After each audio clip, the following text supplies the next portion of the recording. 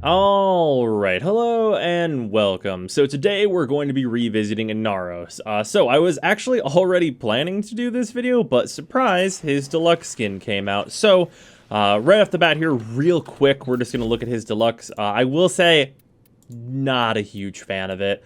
It looks fine. These are its default colors.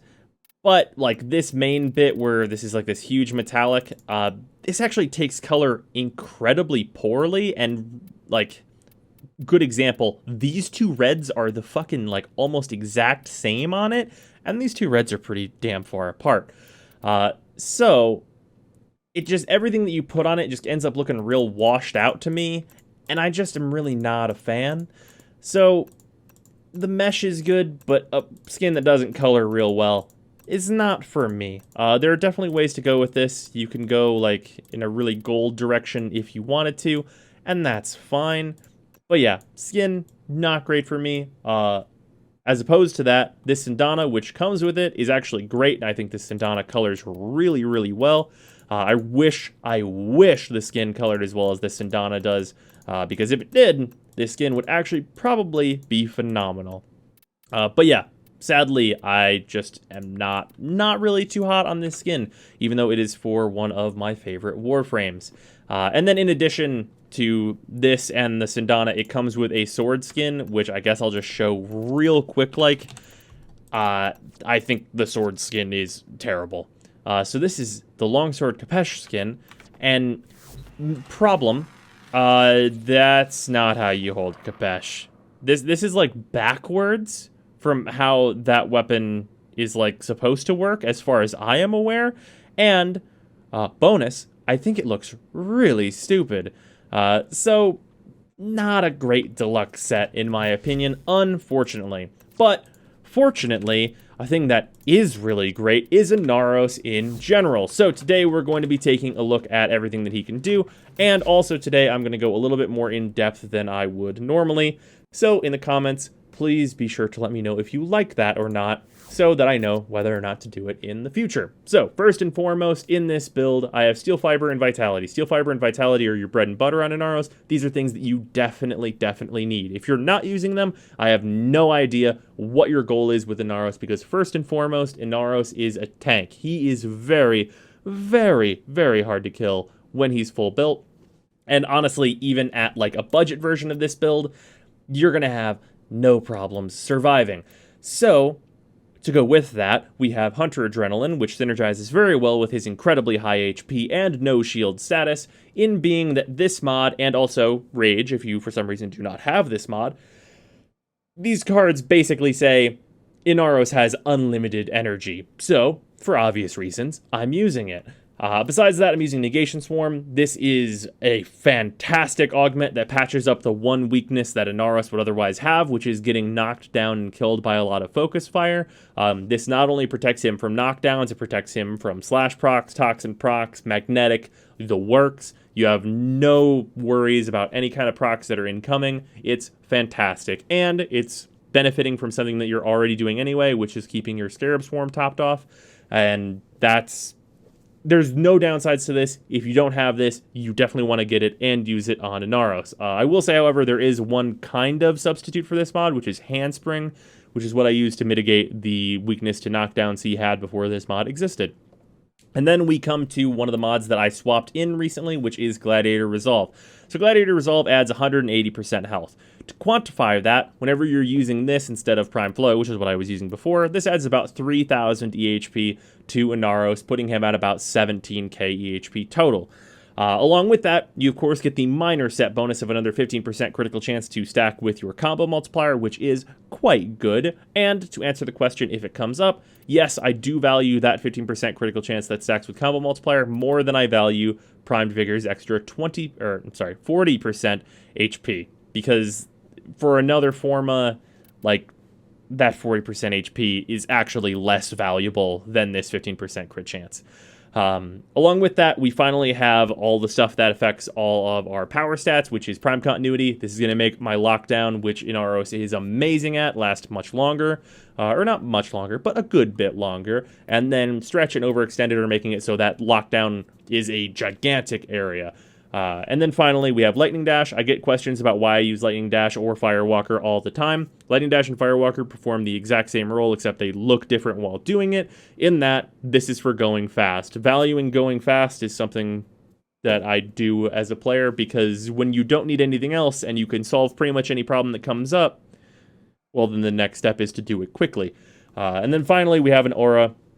This aura, I would suggest everyone use Corrosive Projection on any Warframe that doesn't specifically need some other aura, like a Warframe like Ember would want to use probably Growing Power. But besides that, Corrosive Projection is pretty much staple on all Warframes because fuck armor. And then just to very quickly go over Arcanes, Arcane Grace is incredible on Inaros because this is percentile healing. Percentile healing, obviously, on a Warframe that has 5,610 HP, is going to be incredibly good, and you will actually find it challenging to die if you are using this in low-level missions. And by low-level missions, I mean anything under level 60. And then with that, the second Arcane slot is very much up to taste. I personally use Arcane Consequence because, again, Arcane Consequence is going to make me incredibly fast, and this stacks with my Lightning Dash. But besides this, there are many, many good options. Arcane Guardian is very good. Extra armor when you get shot, sure, why not? Inaros doesn't really care about getting shot, and this will make those shots do even less damage. Arcane Strike, quite good if you're going for a more melee-focused build. Arcane Trickery is the thing you can use because you use finishers all the time. I would probably suggest Ultimatum instead because I think the armor is actually more valuable than being invisible whenever you are a Warframe that very much wants enemies to look at him so that your one is more effective. Basically, there's a lot of ways to go with your second Arcane. But if you have access to it, definitely your first Arcane should be Grace because it's just incredible on Inaros. To go along with that, weapon choices for Inaros, there's basically three main things that Inaros wants, and these are going to be very similar to a lot of what other Warframes want, and that is, first and foremost, fuck nullifiers. In that case, we have the Atamos. Any high fire rate weapon is going to fuck all nullifiers up. This weapon also has the benefit of being AoE, which is also very good for the next point, which is AoE weapons. The Atamos and the Orochi Horn are both filling that. In that, these weapons are very, very good at taking out groups of enemies. And then finally, you want high single target damage. So, normally on an Inaros build, you would probably see someone use a dagger so they can use Covert Lethality to very quickly take out any target that can be finishered.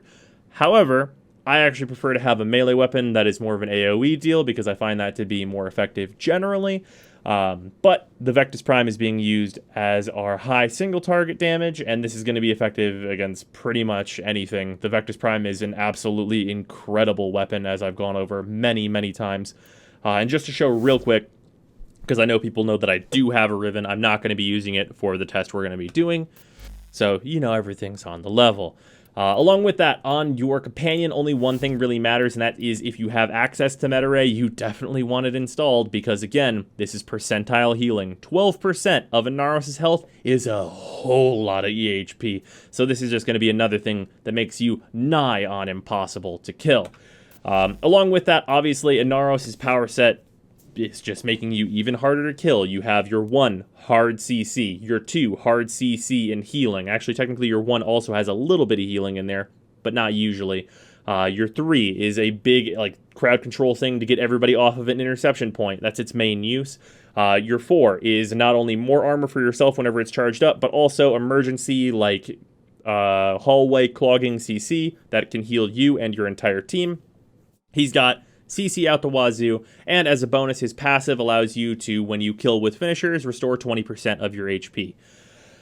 With that, at the end of this video, we're going to talk about the other part of his passive that is an important note for those of you that are going to have Inaros players on your team, because it will just make all of your lives easier. But we'll get to that when we get to that. So, tests for today are going to be a little different than normal. I'm doing a level 150 test of our usual YOGUs fodder, and we're going to do 2 runs of this. One with no melee weapons, because that makes this super trivial, and then one with melee weapons, because, of course, come on, let's just do it anyway, right? So, with that, Inaros is, if you give him the right weapons to complement everything else that he does, he's basically a god. So yeah, let's begin. These enemies can no longer fight back. They don't really have the capacity for that anymore, because they are blind. So we'll see just about how well that goes for them. These guys are blind. Let's just get some punch through shots here. I'm sure that'll go super great. Oh, we had a drone pop. Oh, well. Yeah, as you can see, bringing high single target weapon is incredibly effective.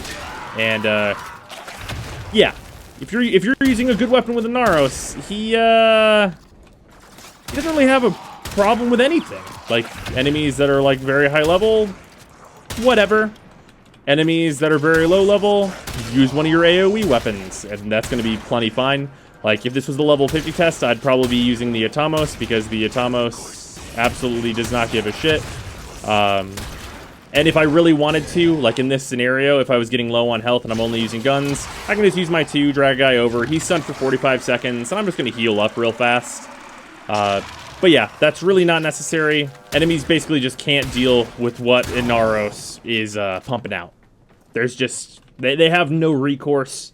He's a CC god, and when you bring tools to complement that, like, he just can't be stopped. And even if you make some minor mistakes, like I said, you have like 17k EHP with this build, so if you get shot by like a level 150 enemy, you're gonna be like, oh, you? Sand in your face. Problem solved.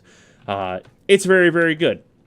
So, moving on to the second test, and I will say, just to be entirely honest, part of the reason I'm doing the second test is because people wanted to see the Orochi Horn do like a level 150 test, just like to see how good it is, essentially. So I figured, why not? We might as well do that in this video so people get that satisfaction. So again, enemies with blind, this is incredibly good.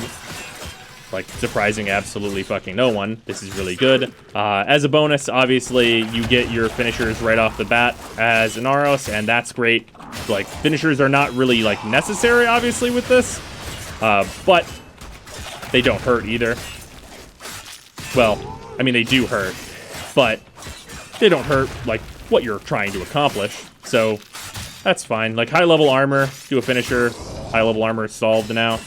Usually it would take you like a little bit longer to get through level 150 armor, but nah.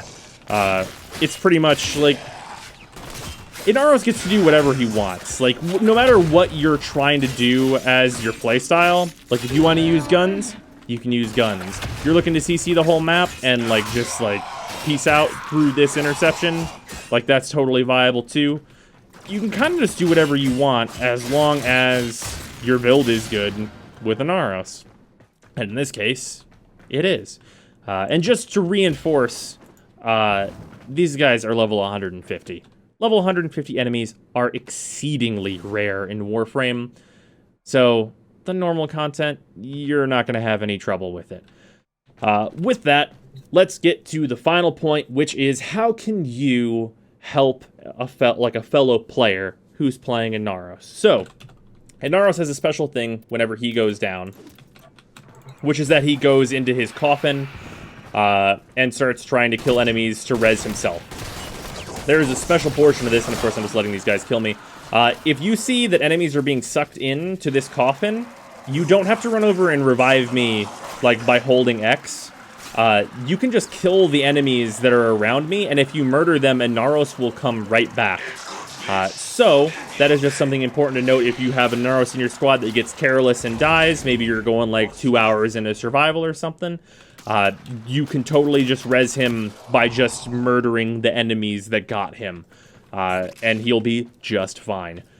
So with that, that is going to top it off for the video. I hope you guys enjoyed this. Again, let me know in the comments if you like the kind of more in-depth style, I suppose. And I will see you tomorrow.